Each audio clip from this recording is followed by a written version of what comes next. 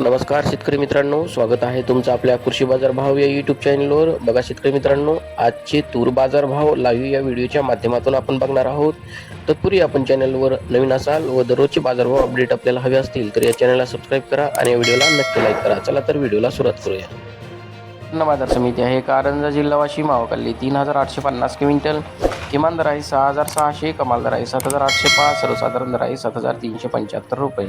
या पुढील कृषी उत्पन्न बाजार समिती आहे लातूर, अवकल्ली 4195 क्विंटल, किमान दर आहे 7000, कमाल दर आहे 7846, सर्वसाधारण दर आहे 7600 रुपये.